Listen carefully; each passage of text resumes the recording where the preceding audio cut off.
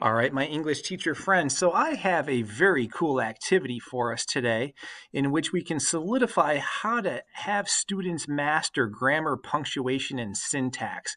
And I call it Pooh Sticks, and I'll give you the origin behind it. A couple of weeks ago, the National Writing Project and I did a webinar, and some of my students did some live writing right in front of the audience.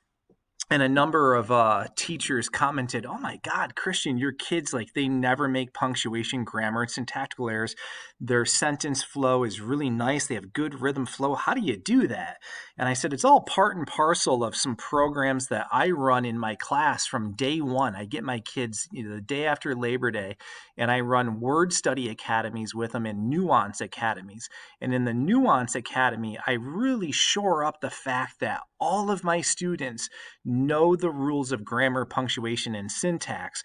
And over the years, I've been dubbed the Bob Ross of composition from the manner in which I teach. And one thing that I do a lot of is gamification and edutainment. So this is a game that I created to really help kids know the basic rules of comma, semicolons, colons, dashes, periods. And it's that simple. So I'll run you right through it. It's going to be a quick video, and I'll just give you a quick synopsis of what I do. So in my Nuance Academy, one of the seminal texts of my teaching career is Write It Right with Strunk and White. It's a free PDF. You can find it online, but in it they nicely delineate all the rules for English usage. So rule number 3 goes over all the instances by which a student would ever use a comma. Rule 4 is, I think, colon, and then they have the rules for semicolons, dashes, etc. So I have this thing that I call the Magic 25.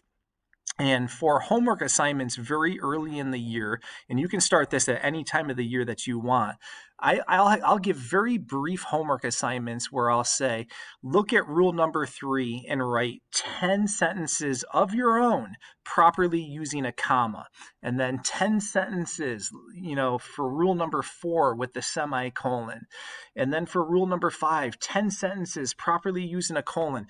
And if my students write a total of 25 comma sentences, 25 colon sentences, etc., I find that just doing it 25 times, it tends to stick. That's the magic Velcro, and I see far fewer errors.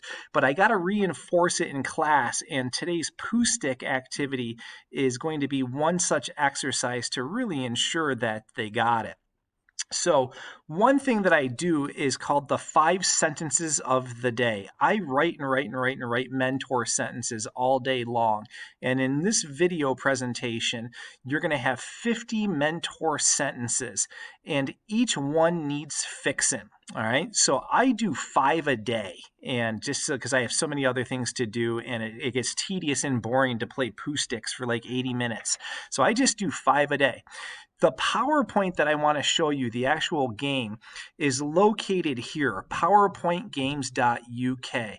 I emailed the guy about 3 weeks ago to ask him permission to post the PowerPoint in our AP groups and other Facebook groups, and I did not hear back from him. So unfortunately, you're going to have to locate this on your own. So what I do, since there are 3 sticks, you got 3 characters on the bridge, I split the class into 3 teams. And as I already alluded to, each sentence needs some grammar work, some syntactical work, some punctuation work. So it's devoid of all its necessary punctuation. And I give 1 point for each correct punctuation mark or syntactical or grammatical tweak, 1 point deduction for mistakes, and then I just proceed in order of stick placement. So let me show you what this gentleman's PowerPoint looks like. It's pretty cool. He makes some phenomenal PowerPoint games, and I'm glad I discovered him. So you can see this here. And it's just like Pooh Sticks, what you played when you were a little kid. So you just hit drop, and the sticks drop. You got 3 teams, and let's see how they go. So you have a yellow team, a red team, and a blue team. So the blue team is going to go first, yellow, red. So let's see where we go from here. I'll show you my mentor sentences. And each time you draw and keep score, the sticks alternate. It's not always the same. So the big thing that I tell my students is that you got to exercise the pause when you do punctuation. Students oftentimes don't have an audible voice in their ear when they read sentences. They're just kind of flatlining. And I think good readers, folks that are really good with their punctuation, they pause when they get to certain points in their sentences and they know, all right, I need a period, a colon, a semicolon, a dash, or a comma. And we know those rules. So if kids can begin to identify the pauses and then know the 5 rules, they're going to be far better with their punctuation. And then the grammar and the syntax just will come with that, with some lessons. So here's an example of my first 5 sentences that I would do. So the red team would go first. They can just go at this total sentence here. I walked down the hallway, tripped down the stairs, twisted my ankle, and screamed out of pain. So hopefully the red team together collectively would say, I walked down the hallway, comma, tripped down the stairs, comma, twisted my ankle, comma, and screamed out of pain. And then we'd get into a big conversation about the Oxford comma. Do you even need it? And Strunk and White has a very good explanation of the semicolon. So I know some English teachers out there love them some Oxford comma, and Strunk and White do a nice job of that. So then we just go right through the sentences here. There's only one reason why I filled my schedule with APs, because I have nothing better to do. Well, kids would know you're listing in this sentence, so you would need a colon, and there are no other voice pauses within the 2 clauses. And that's another thing that Strunk and White does a nice job of. I find with punctuation, kids don't know what an independent and a dependent clause are. Usually when they come to me, depending on the teacher they had the year prior, they don't know what a complete sentence is. All right, and that's a problem. They need to know what an independent and a dependent clause what they are, and Strunk and White have very good explanations in there as to how to do that. So I'll give you a couple other examples here. I studied and reviewed, hoping I would do well on the exam. Again, so we just go through these. They're all devoid of punctuation. Some of them have grammatical errors, syntactical errors that the students need to fix. My phone camera, an arachnoid 3-eyed looking monster, looks weird. So that's a good situation where you can learn the parenthetical and use commas, or you can use dashes. It doesn't matter. So we usually just do 5 and then keep score over a period of 10 classes to keep it fresh, keep it young, and not really belabor it. But over 10 class periods, we'll get through all 50 sentences. So I'll just fly through my slides here, and you can download them if you want. Just doing a quick flyby here, quick video, but you can see here I have 50 sentences. All right, I'll show you this one.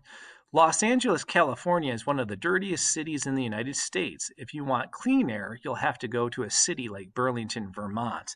So as we advance throughout this, the sentences by and large get a little trickier. And it's just great practice for the period, the semicolon, the colon, comma, dash. And then the students will learn their theirs, the yours. We talk about apostrophes in this, the whole kit and caboodle. And usually after we do this for 50 sentences and they write their 25, I don't need to talk about it anymore, and we're good to go. And I see far fewer errors, far fewer happy little accidents in their writing.